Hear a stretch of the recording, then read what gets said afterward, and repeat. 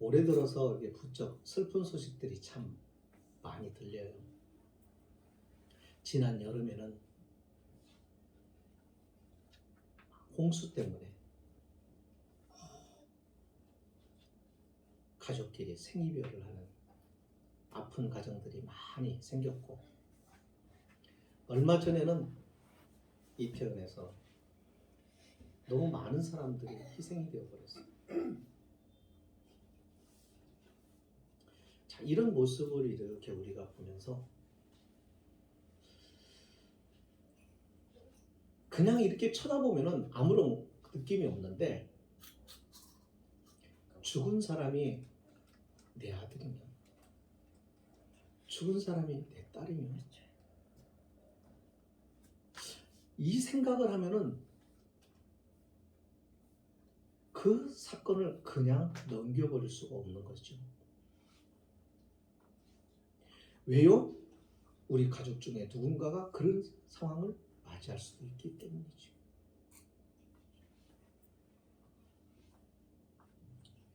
가끔 슬픔을 당한 분들을 만날 기회가 생기잖아요. 그러면 그분들이 하는 말이 있습니다. 목사님, 우리 아이가 너무 착한데, 우리 아이가 너무 신앙생활도 잘하는데, 왜 하나님이 그런 아들을 왜 데려가셨대요?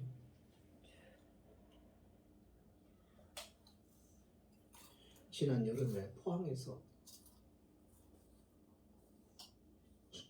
아들을 잃어버린 엄마의 처절한 절규였어요.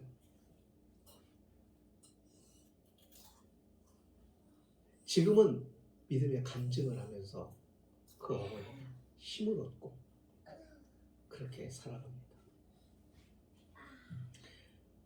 우리 그럴 때 참 많아요. 믿음 생활 잘한 사람인데, 참 착한 사람인데,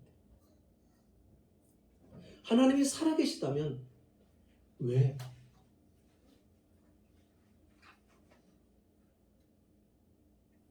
나쁜 놈을 잡아가셔야죠. 죄 짓는 놈 잡아가셔야죠. 왜 착하고 믿음 생활 잘하는 사람 데려가세요? 실제로 제가 그런 분을 만난 적이 있어요. 어떤 분이 교회에 처음 와서 얼마나 힘들었는지 몰라요. 몸을 가누지 못할 정도로 힘들어요. 교회에 처음 왔는데 기도를 해달라는 거예요. 그래서 그분을 위해서 기도하는데 펑펑 울더라고. 왜 우는가 나중에 물어봤어요. 그랬더니 자기 얘기를 하는데, 자신이 하나님이 너무 원망스러워서 수년 동안 신앙생활을 하지 않았대요. 자기 아버지가 믿음 생활도 잘하고 착하고 많은 형제 중에서 자신이 제일 못났대. 배운 것도 잘 못 배우고, 공부도 못하고, 잘생기기도 못생기고, 형제들은 다 공부도 잘하고 또 잘 되고, 근데 자기만, 막내 딸인 자기만 그런 거예요. 그랬는데 아버지는 자기를 그렇게 이뻐해 주셨대. 근데 그 아버지가 사무실에서 갑자기 쓰러지셔서 세상을 떠나버린 거예요. 그 아버지가 법관이었어요. 그때 이 사람은 그때부터 하나님께 회의가 들은 거예요. 하나님 왜 우리 아버지냐? 왜냐하면 자기 엄마도 형제들도 자기에게 그 사랑을 주진 않았는데 아버지가 그렇게 자신을 이렇게 위해주고 사랑했다는 거예요. 근데 그 아버지가 세상을 탁 갑자기 떠나버리니까 너무 허무해져가지고 더 이상 세상에 살고 싶은 마음이 하나도 안 들고, 하나님이 너무 원망스러워서 하나님 왜 우리 아버지냐고 그렇게 하나님께 따졌습니다. 그러면서 나 하나님 떠나겠다고 그러고 떠나버린 거예요. 집을 나가서 방황하고 혼자 살다가 결국 돌아 마지막에 갈 때까지 가고 할 때까지 다 하고 이상한 미신에 빠져보기도 하고 그러다가 결국 돌아온 거예요. 그럼 우리도 그럴 때 있잖아요. 이것은 다른 사람의 이야기가 아니라 믿음 생활을 잘하는 사람도 이와 같은 상황이 닥치면 순간 그런 마음이 들 때가 있어요. 오늘 말씀에 바로 그런 일을 당한 가정의 이야기입니다. 예수님이 가끔 예루살렘에 오시면 예루살렘 가까이 있는 조그만 마을이 있는데 거기에 가끔씩 들리십니다. 거기 들리는 가운데 나사로라는 사람의 집, 그리고 아마 부모가 없었던가 봐요. 마리아와 마르다 자매가 있는 이 삼남매의 집에 오셨던 것 같아요. 어느 날 또한 예수님께서 예루살렘에 지금 와 있다는 이야기를 듣습니다. 그런데 그때 마침 나사로가 갑자기 병을 앓기 시작했어요. 그래서 나사로의 누이들인 마리아와 마르다가 사람을 보냅니다. 인편을 보내서 예수님께 자기 오라버니가 아프다는 것을 소식을 전해요. 여기 말씀의 3절에 주여 보시옵소서 사랑하는 자가 병들었나이다.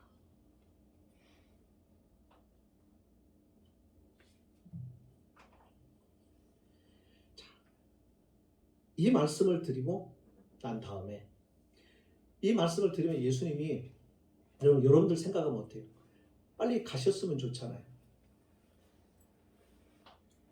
그런데 특별한 일도 없는데 바쁜 일도 없는데 주님께서 이틀을 지체하십니다. 그러다가 나사로가 죽어버려요. 이 정도 되면 원망스럽겠죠. 그죠? 가끔 목사들이 원망을 들을 때가 있어요.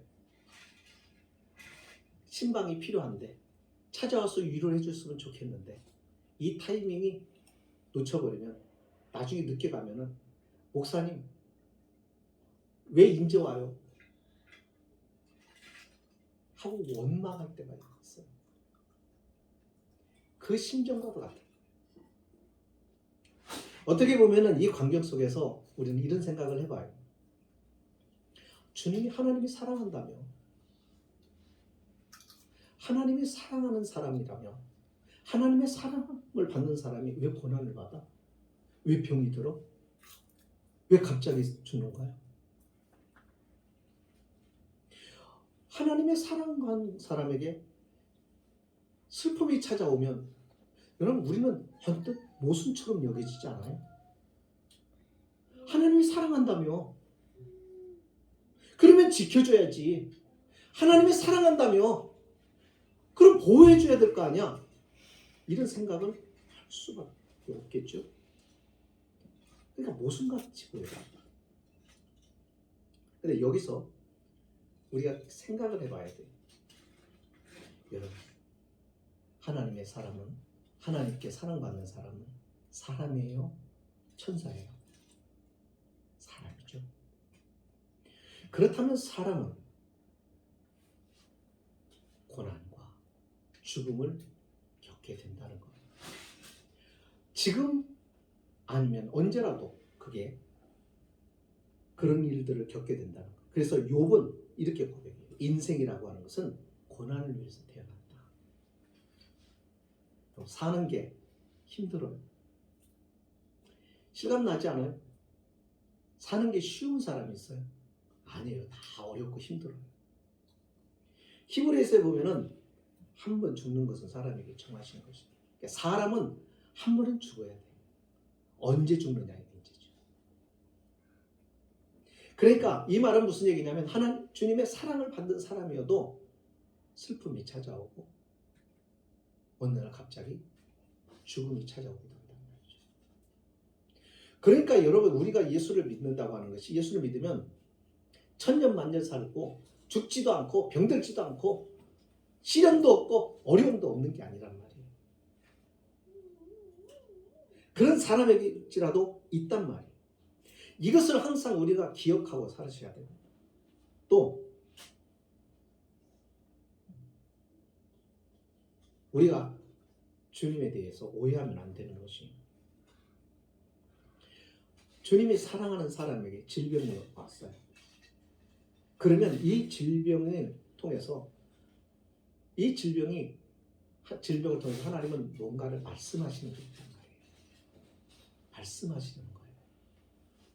하나님의 말씀은 성경을 통해서도 오지만 시대야 우리가 살고 있는 이 사회를 통해서 어떤 사건을 통해서 오는데, 내가 병들었을 때도 그걸 통해서 하나님께서 내게 말씀하시는 것도 있단 말이에요. 글로 설명할 수 없는 것들.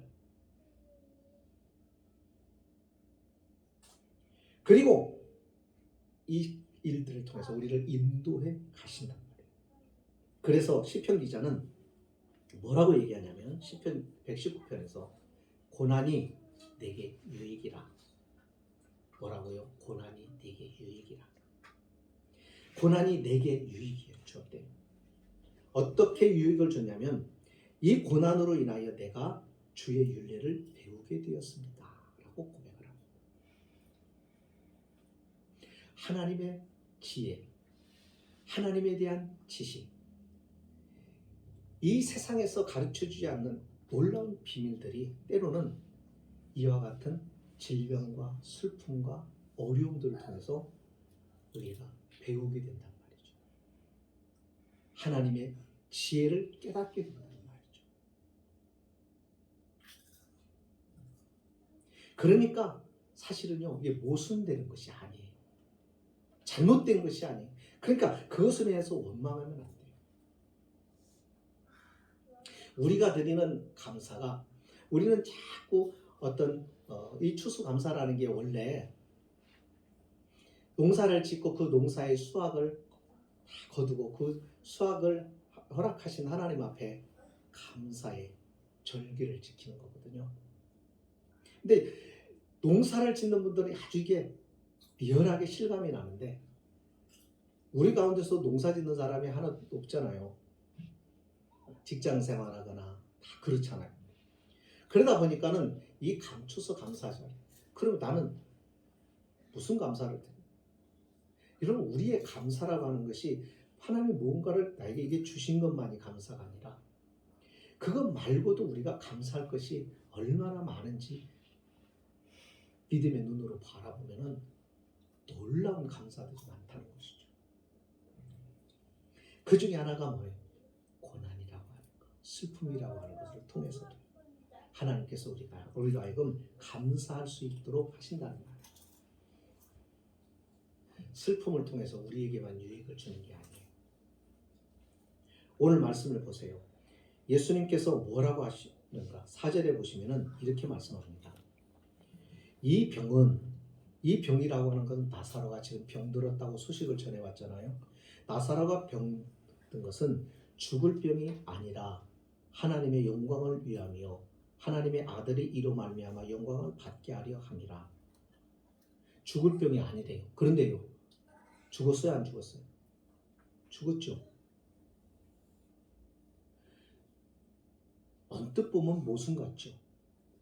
예, 이것이 모순이라고 하는 것은 뭐냐면, 죽었으면 끝나면 우리 안에서는, 우리가 인간 사회에서 우리의 생각에서는요 모순이에요. 그러나 죽음 넘어 죽음을 사실 살리는 부활, 생명을 살리는 하나님의 편에서는요 이게 모순이 될 수가 없는 거란 말이에요. 신앙생활이 때때로 어떨 때는 이해가 잘 되지 않는 때가 있어요.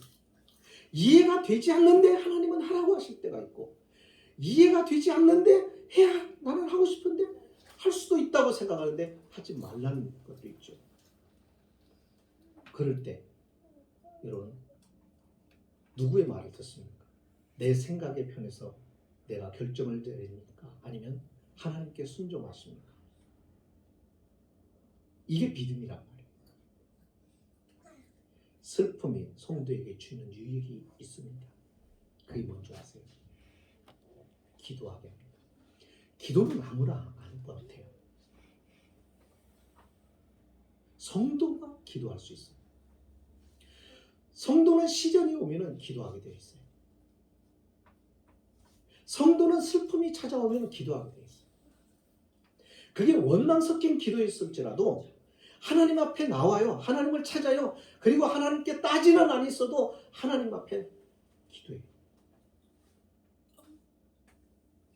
우리가 정말 기도 않잖아요. 그러면 하나님과 멀어져 서먹서먹해요. 하나님과. 그러니까 하나님 이걸 원치 않으셔요. 왜냐하면 계속 그런 상태로 가면은 우리는 멸망이기 때문에. 그래서 하나님께서 우리를 다시 당신의 품으로 끌어당기는데 그게 뭐냐면 시련이기도 하고 슬픔이기도 하고 가까운 사람과의 죽음의 이별이기도 해요. 이런 일들이 닥쳐온다는 거죠. 그러면 어쩔 수 없이 우리는 하나님을 찾게 돼요. 이와 같은 일이 있는데도 하나님을 찾지 않고 기도하지 않는다면 그 사람은 불신자죠. 그러나 믿음이 손톱만큼이라도 있고 믿음이 작은 씨 같은 믿음이 조금만이라도 있는 사람이라고 한다면 기도하지 않을 수가 없게 돼요.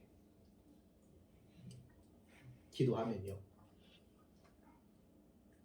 내가 가지고 있는 그 슬픔의 짐들이 무거운 고난의 짐들 견디기 어려운 그 힘든 것들이 기도하면 기도는 뭐예요? 하나님 앞에 내려놓는 거죠. 말씀을 드리는 거죠. 짐을 나눠지는 거예요. 내 짐을 주님께 덜어놓는 거예요.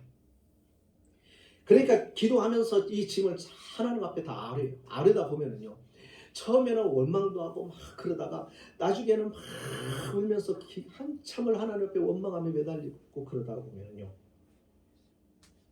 마음에 차분함과 그리고 신비함으로 내 마음이 위로받는 것을 보면서 그 무거웠던 짐들이 가벼워지는 것을 경험합니다.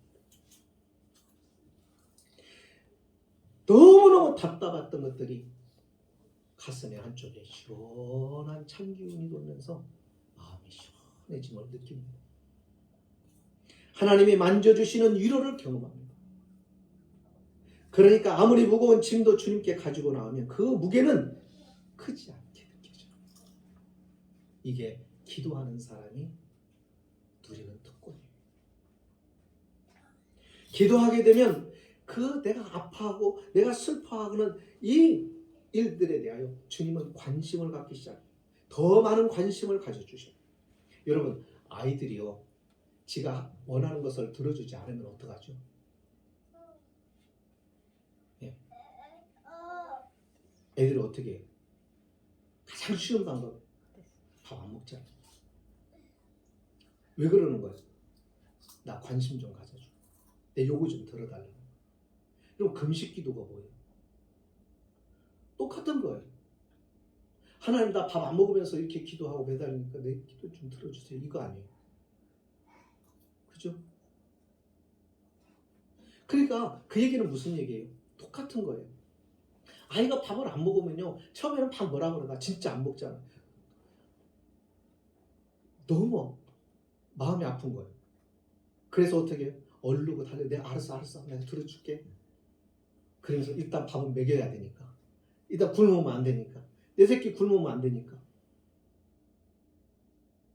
이게 부모의 마음인 것처럼 하나님 역시 그렇다. 우리가 힘들 때 나의 힘든 모습을 내 부모가 보면은 더 가슴이 아파. 자식이 여럿이 있어도 그래도 괜찮게 사는 가족 보면은 괜찮은데 자녀 하나가 병들었거나 문제가 있었거나 어렵게 살거나 그러면 부모의 마음은 항상 그쪽으로 키우는 거예요. 주님도 마찬가지죠. 그래서 애타는 마음 가지고 주님께 나와 기도할 때 주님은 그것을 보신다. 그리고 기도를 누구한테 하는 거예요? 하나님께. 여러분 이게 가장 현실적인 거예요. 자 보세요. 아들이 죽었어요. 누구한테 가서 이 힘든 마음을 이야기할 수가 있어요? 누가 이걸 해결해 줬어요? 누가 이 마음을 고쳐줄 수가 있고 회복시킬 수가 있고 누가 진정시켜 줄 수가 있어요? 누구예요? 의사예요? 정신과 의사예요? 상담학자예요? 누구예요? 어디서도 위로받을 수가 없습니다. 위로가 안 돼요. 아무도 위로할 수 없어. 그래서 어떻게 내버려 둬야 되는 거예요. 하지만 주님은 아니에요. 그러니까 여러분들 세상 사람들도 다른 거는 다 자기가 하다가 진짜 자기 힘으로 할 수 없는 자기 자녀가 병들어서 지금 죽어갑니다. 숨이 넘어가기 직전에 있습니다. 수술을 했는데도 가능성이 전혀 없습니다. 그러면 하나님을 안 찾고 하나님이 없다고 부정했던 사람들도 그 순간은 어떻게 합니까? 결국 누구를 찾게 돼요? 하나님을 찾아요. 왜요? 그게 현실적이거든요. 안 된다고는 의사 붙잡고 얘기해야 소용이 없거든요. 현실적으로 어디에 매달려야 되는지를 아는 거예요. 근데 여기 보면 재밌는 것이 이 마리아와 마르다가요 아주 대단한 사람이라는 것을 알 수 있는 것이 그가 예수님께 자기 오라버니에 대한 이야기를 합니다. 부탁을 하죠. 호소를 하죠. 그런데 그들의 예수님께 대한 그 기도가 무엇을 근거로 해서 호소하는가를 보세요. 여기 뭐라고 나왔습니까? 주여 보시옵소서 사랑하시는 자가 병들었나이다. 이렇게 사랑하시는 자가 나사로가 주님을 사랑한 것이 아니라 주님을 사랑한 자가 병들었습니다. 이게 아니에요. 주님이 사랑하시는 자가 병들었습니다라고 말해요. 그러니까 무엇에 기초하여 간구하는 거예요? 주님의 사랑. 하나님의 사랑 안에서 피난처를 찾는 거예요.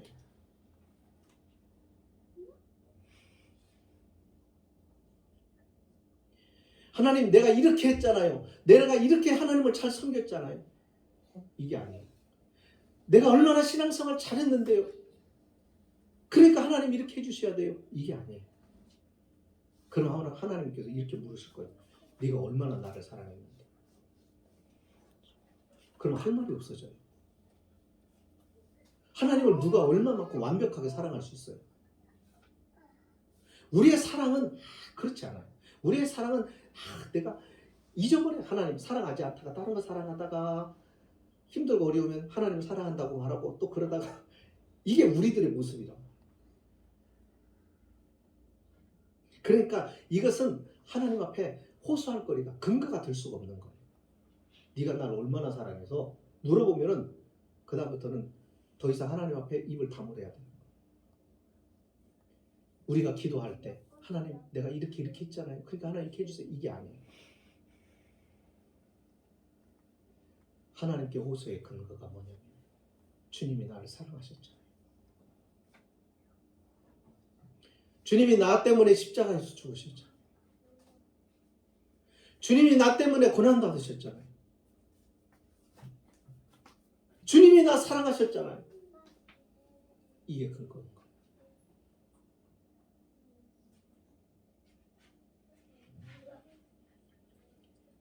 로마서에 보면 사도 바울이 그럽니다. 우리가 아직 죄인 되었을 때 우리를 사랑하셨다. 하나님의 사랑은 그런 거예요. 우리는 저 사람이 나를 사랑하면 내가 그를 사랑해. 그래서 우리의 사랑은 because of의 사랑이에요. 우리는 그런 사랑밖에 없어요. 근데 하나님은 아가페의 사랑이잖아요. 우리가 죄인이었음에도 불구하고 하나님의 정의로우심 앞에 하나님의 공의로우심이 우리를 가만 놔둘 수가 없는 거죠. 그분의 공의가 우리를 심판을 해야만 하는데 그런데 그 심판을 참으시고 사랑으로 우리를 찾아오셨다. 그리고 그 칼을 우리에게 직접 가하시는 게 아니라 그 심판을 당신의 아들을 대신하여 그 당신의 아들에게 심판의 칼을 대신 게 십자가란 말이죠. 그래서 우리는 살리시려 하나님의 공의는 집행하시고 우리는 어떻게 해요? 생명을 살리시려. 그렇게 한 사랑, 그러니까 그 사랑에 우리는 호소하는 거예요. 그 사랑에 우리가 하나님 앞에 간구하는 거예요. 그러니까 여기 보세요. 주여 보시옵소서. 사랑하는 자가 병들었나요? 주님이 사랑하신 자입니다. 주님이 사랑하신 자가 저렇게 되었습니다.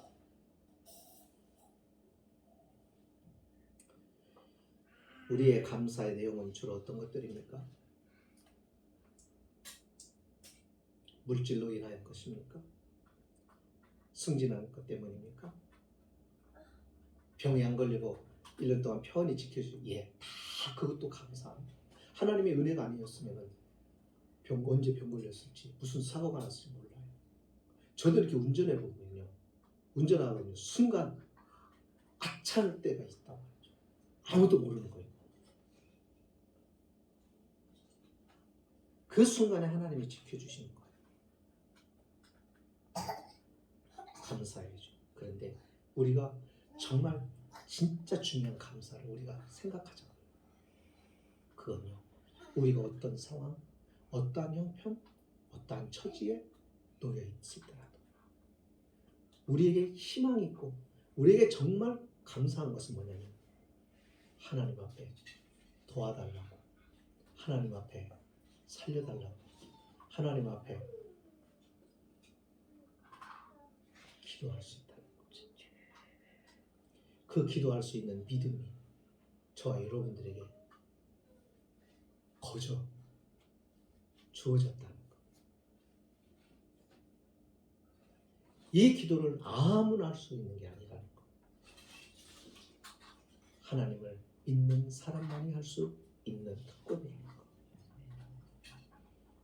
저는 한 주간 이렇게 보면서 무엇에 대한 감사가 있을까 생각하니까 다 감사할 때, 그런데 우리가 감사를 잘 못하는 게 뭐냐면,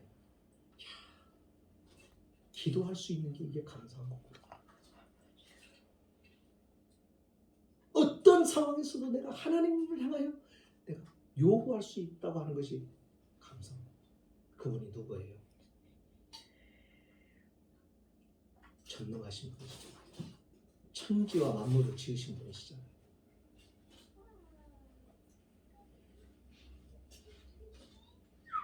자, 그런데 이 응답이 꼭 이루어지는데요, 우리가 예상하는 방식으로 응답은 되지 않는다는 것을 기억하십시오. 마리아와 마르다가 예수님께 인편을 보내서 당신의 사랑하는 자가 이렇게 병들었습니다 라고 말할 때 마리아와 마르다는 어떤 마음이었을까?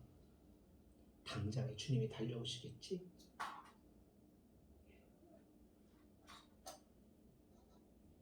예, 이것이 우리의 생각입니다. 우리의 방식입니다. 내가 기도했으니 하나님 이렇게 들어주시겠지? 이렇게 드려주셔야지. 그런데요, 여러분, 응답은 언제나 예상을 빗나갑니다. 새로운 방법이 있다는 것을 나중에 압니다. 나중에 나사로가 죽었습니다. 장례를 시켰고 이미 어디에 들어갔어요? 무덤에 들어갔어요. 주님 그때서 온 거예요. 얼마나 원망스러울 수가 있겠어요? 그죠? 그러니까는 뭐라고 그래요? 주님이 오셨더라면, 주님이 진짜 오셨더라면 내 오라비가 죽지 아니했을 거라고 그렇게 주님께 이야기합니다. 근데요, 주님께서 무덤으로 가요. 사람들은 주님께서 무덤으로 가는 것은 가서 울라고 가신 줄로 알았어요. 그런데 거기서 나사로를 불러내십니다. 이게 응답입니다. 상상할 수 없는 역사가 눈앞에서 펼쳐지는 거죠. 이게 믿음에 가지고 주님을 바라본 사람의 누리는 특별한 은혜입니다. 그러니까 기도하였고, 때로는 왜 하나님 이렇게 안 해주실까 생각하지 마시고 끝까지 기도의 인내로 참으시고 하나님을 의지하시고 바라보시고 그 기간 동안에 저와 여러분이 믿음이 자라고 하나님과의 관계가 친밀해지는 일들이 이루어집니다. 그러면서 하나님 놀라운 응답으로 우리 앞에 갖다 주시는 것이죠.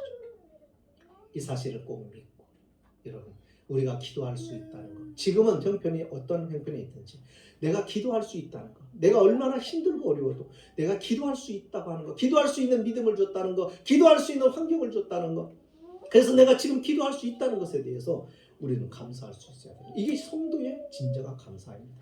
이 성도는 어떠한 상황에서도 절망하지 않습니다. 이런 감사가 저와 여러분들이 꼭 있기를 주의 이름으로 축복합니다. 기도하십니다. 자비하신 하나님, 감사절기를 맞이하며 여러 가지 우리